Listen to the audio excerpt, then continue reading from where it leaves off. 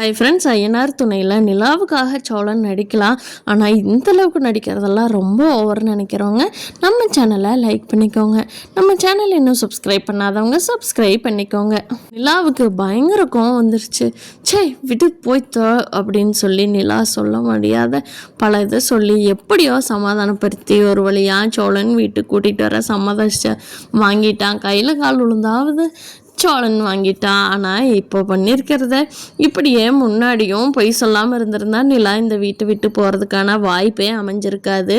நிலா வர வர சோழன்கிட்ட கரைஞ்சி ஊற்ற முடியாதையெல்லாம் நடேசன்கிட்ட, ஏன் எனக்கெல்லாம் ஒரு வாழ்க்கை இருக்காதா, நானெல்லாம் உங்கள் லைஃப் திருத்தருக்கு வரோன்னா அப்போ என்னோடய லைஃப்பில் என்ன ஆகிறது அப்படின்னு சொல்லி கடுப்பாயிட்டு வர்றாங்க நிலா. அதை கேட்ட நடேசனுக்கும் பாவம், அந்த பிள்ளைக்கு எவ்வளோ கோபம் இருந்தா நம்மக்கிட்ட புலம்பிட்டு வரும்னு சொல்லி அமைதியாக கேட்டுக்கிட்டு இருந்து, ஏம்மா கொஞ்சம் அமைதியாக இருக்கிறியாம்மா, வீடு வந்துருச்சுமா, நம்ம ஒரு பாட்டை கேட்டுக்கிட்டு தூங்குறோம்மா, நீ பேசுகிறத கேட்டு கேட்டு எனக்கு அதெல்லாம் குய்யுங்குதுமா அப்படின்னு சொல்கிறாரு. நிலா ஒரு முறைச்சிட்டு வேகமாக இறங்கி அவங்க ரூமுக்கு போயிடுறாங்க. அண்ணா எனக்கு நைட் சாப்பாடு எதுவும் வேண்டாம், என்னை யாரும் தட்டாதீங்க சரியாண்ணே அப்படின்னு சொல்லிட்டு போயிடுறாங்க.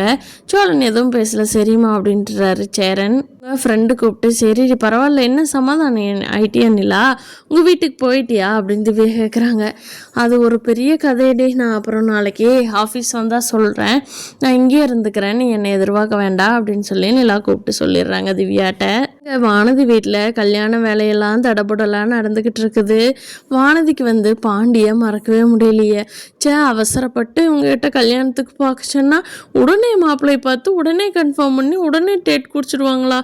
என்னடா இது, நம்ம ஏதாவது சொன்னால் நீ ஏதாவது செருப்பெடுத்து அடிச்சு போடுவாங்களே, இன்னி எப்படித்தான் இந்த கல்யாணத்துலேருந்து தப்பிக்கிறதுன்னு வானதி ஒரே யோசனையாக இருக்குது. என்னடி கல்யாணம் பொண்ணு அதுவும் சிரிச்சுக்கிட்டு சந்தோஷமா இல்லாமல் மூஞ்சி இழுத்து வச்சுக்கிட்டு உட்காந்துருக்குற அப்படின்னு சொல்லி வானதியோட அம்மா சொல்கிறாங்க. இப்போ அதுக்கு உங்கள்கிட்ட சொல்லிட்டு தான் அதான் பண்ணணுமா அப்படின்னு சொல்லி வானதி சண்டைக்கு வர்றாங்க.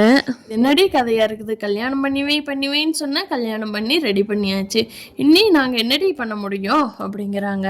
நான் ஒன்றும் பண்ண சொல்லலாமா, நான் உங்கள்கிட்ட தான் பேசினானா, பேசாமல் தான் உட்காந்துருக்குறேன், சரி நான் வெளியில் போயிட்டு வர்றேன் அப்படிங்கிறாங்க. ஏய் என்னடி கல்யாணம் ரெடி ஆயிடுச்சு, நிச்சயம் பண்ணியாச்சு, எங்கே வர நீ சொல்லு, நானும் கூட வர்றேன், அண்ணனை தாட்டி விட்றேன், இல்லாட்டி அப்பாட்ட சொல்லிடலாம், சாயந்தரம் இது முடிஞ்ச உடனே பார்த்துட்டு வரட்டும் அப்படிங்கிறாங்க. அம்மா நான் போன உடனே வந்துடுறேம்மா, ஏன் வேலையாக போகிறேன், அண்ணனை அப்பாவி எப்படி அனுப்பிச்சிட முடியுங்கிறாங்க. நீ இதை சொன்ன அடங்கியே தொலைமாண்டிய, எங்கேயோ போய் தொலை அப்படின்னு சொல்லிட்டு அவங்க அம்மா போயிடுறாங்க. வானதி பாண்டி பார்க்கலான்னு சொல்லிட்டு கடைக்கு போகிறாங்க. பாண்டி கடையில் தான் இருக்காங்க. பாண்டிகிட்ட என்ன கல்யாணம்லாம் ரெடி ஆயிடுச்சுன்னு கேள்விப்பட்டேன், பத்திரிக்கை கொடுக்கலான்னு வந்தியா அப்படிங்கிறாங்க பாண்டி. பாண்டி கடுப்பு ஏற்றாதடா, நான் ஒரு வேகத்தில் சொன்னேன், எங்கள் வீட்டில் பார்த்துட்டாங்க பாண்டி, நீ என்னை மிஸ் பண்ணவே இல்லையாடா பாண்டி அப்படிங்கிறாங்க. என்னடி நீ தாண்டி சண்டை கட்டிட்டு போனேன், நீயே மிஸ் பண்ணலையான்னு கேட்குற, நீ பைத்தியமா இல்லை என்னை பைத்தியம்னு நினச்சிட்டியா அப்படிங்கிறாங்க. என்னடா பாண்டி எங்கள் வீட்டில் பார்த்து டேட்டெல்லாம் ஃபிக்ஸ் பண்ணிட்டாங்கடா, எனக்கு ஒரு மாதிரி கஷ்டமாக இருக்குடா, யாருக்கிட்ட அழுகிறதுன்னே தெரியல அப்படிங்கிறாங்க. இங்கே பார் வானதி, என்னை கடுப்பு ஏற்றாத, வேறு மாப்பிள்ளை பார்த்துக்கிறேன்னு சொல்லிட்டு போய் இப்போ சீன் போட்டுட்ருக்கிறியா அப்படிங்கிறாங்க.